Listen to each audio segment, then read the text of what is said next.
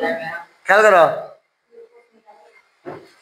এখানে আছে কি তোমাদের 11 নম্বর, 8.3 কি 11 নম্বর, যে প্রদত্ত শর্ত পূরণ করে আলফা এর মান নির্ণয় করো। ঠিক না?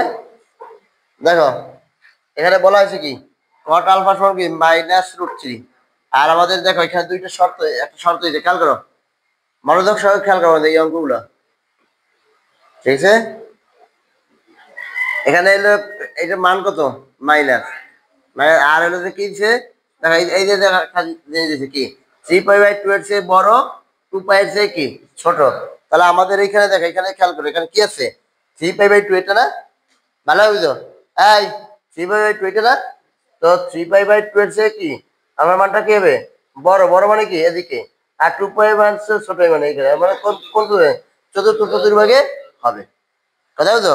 এখন দেখো কট আলফা, কটের মান কোথায় কোথায় ঋণাত্মক, কটের মান কোথায় কোথায় ঋণাত্মক, এই দেখো এখানে তো শব্দ ধনাত্মক, আর এখানে টেন আর কট ধনাত্মক, তাহলে দ্বিতীয় আর চতুর্থ ভাগে আমাদের কি কটের মান ঋণাত্মক। এই যে কট আলফার মান কি ঋণাত্মক দিচ্ছে না, তাহলে তোমাকে খুঁজে বের করতে হবে যে কোন কোন চতুর্ভাগে কট আলফার মান ঋণাত্মক। তাহলে আমরা জানি কি এই দ্বিতীয় আর কত চতুর্থ চতুর্ভাগে কট আলফার মান ঋণাত্মক। আবার দিছে কি তোমার এই যে ব্যবধানটা যে 3π/2 এর চেয়ে বড়, 2π এর চেয়ে ছোট, তাহলে 3π/2 দেখো 3π/2 এর চেয়ে বড় আর 2π এর চেয়ে ছোট, তাহলে কি চতুর্ভাগে হয়, তাহলে কি দ্বিতীয় ভাগে হয়। দুইটা শর্ত কোথায় মানে মানে ঋণাত্মক হবে, আবার কি এই ব্যবধি মানবে নাকি, তাহলে এটা কোন কোন কোন ভাগে হয়, চতুর্ভাগে হয়। বিষয়টা কি বুঝতে পারছো? এক নম্বর প্রথম হচ্ছে কি ঋণাত্মক, কটার মান কি ঋণাত্মক, ঋণাত্মক। এরপরে কি যে তোমার ব্যবধি কত 3π/2 এর চেয়ে বড়, 2π এর চেয়ে কি ছোট, এই ব্যবধি নাকি, ঠিক আছে না। এখন এটা দিয়ে তাহলে চতুর্থ চতুর্ভাগে, তো এই বিষয়টা তোমাদের লিখতে হবে এখানে, যে আগে আমরা লিখলাম কট আলফা, দেখো দেওয়া আছে কি খেয়াল করো, আমাদের কি আছে যে কট আলফা সমান কত -√3, এরপরে কি -√3 কি হয়, দেখো এখানে কট, এখানে দেখো এখানে কি কট কত ডিগ্রি মান -√3 বলো, আচ্ছা মাইনাস তো জায়গা এলো, মাইনাস এলো √3 মানে কট কত পাই বাই কত, পাই বাই কট কত ডিগ্রি মান, 30 ডিগ্রি মান, তাহলে কত π/6। তাহলে আমরা কট আলফা সমান কত -cot π/6 এই পর্যন্ত লিখতে পারি। এর মানে এখন আমরা লিখবো ব্যবধিটা, ঠিক আছে, কোথায় দেখো এই জিনিসটা, যেহেতু কি কট আলফা এর মান ঋণাত্মক, কট আলফার মান কি ঋণাত্মক, হ্যাঁ, সেহেতু কোনটি কোথায় হবে, দ্বিতীয় বা চতুর্থ চতুর্ভাগে অবস্থান করবে। এই যে দেখো কট আলফার মান কোথায় ঋণাত্মক, এই দ্বিতীয় ভাগে, আর কোথায় চতুর্থ চতুর্ভাগে, ঠিক আছে না। আচ্ছা, আবার ব্যবধি দিয়েছে কি এইটা না, তো এই অনুযায়ী মানে কি শুধুমাত্র চতুর্থ চতুর্ভাগে না, তো যেহেতু কিন্তু এই যে কিন্তু এত হওয়ায় কোনটি চতুর্থ চতুর্ভাগে অবস্থান করবে, মানে কোন কোন ভাগে হবে, চতুর্থ চতুর্ভাগে। এই বুঝো, তুমি দেখতেছো, হ্যাঁ, আর চতুর্থ চতুর্ভাগে যাওয়ার নিয়ম কি, আমরা বলছিলাম কি সবসময় এই এই অংশ দিয়ে 2π - থিটা, কি হয়ে দেবো 2π - থিটা, চতুর্থ চতুর্ভাগে যাওয়ার নিয়ম কি 2π - থিটা, এই বুঝো, এটা বুঝো, চতুর্থ চতুর্ভাগে যাওয়ার নিয়ম বলছিলাম কি 2π - থিটা, এই সূত্র অনুযায়ী যাব।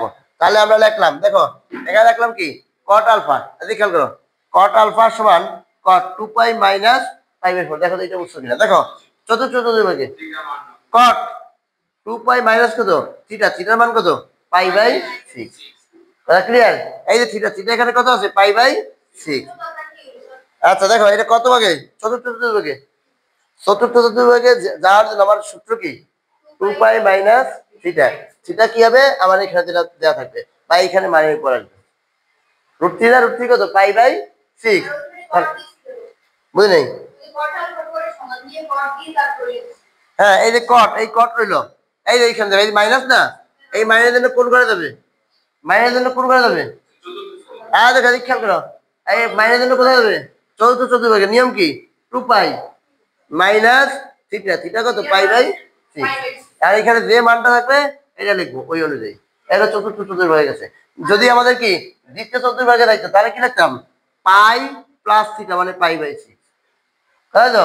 যদি এটা কি দ্বিতীয় চতুর্ভাগে থাকতো তাহলে কি লিখতাম বলো তো, কি লিখবো, দ্বিতীয় চতুর্ভাগে গেলে কি লিখবো π - থিটা, থিটার জায়গায় কত লিখবো π/6, এটা ক্লিয়ার।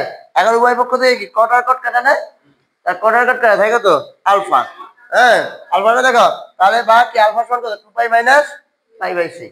এখন কি 6 × 12 12 থেকে কি যদি 1 বিয়োগ দেয় কত থাকে 12 থেকে 1 বিয়োগ করে কত থাকে এই দেখো 6 × 12 12 কত 11 কত হবে 11 পাই বাই কত 6। এই হচ্ছে আমাদের কি উত্তর। বিষয়টা বুঝতে পারছো? বিষয়টা বুঝতে পারছো? হ্যাঁ তাহলে এইভাবে করতে হবে। আচ্ছা এটা তুলো, এরপর দরকার আরেকটা করে দেবো। তুলো এটা, তুলো 2 একটা করলেই কি ক্লিয়ার হয়ে যাবে।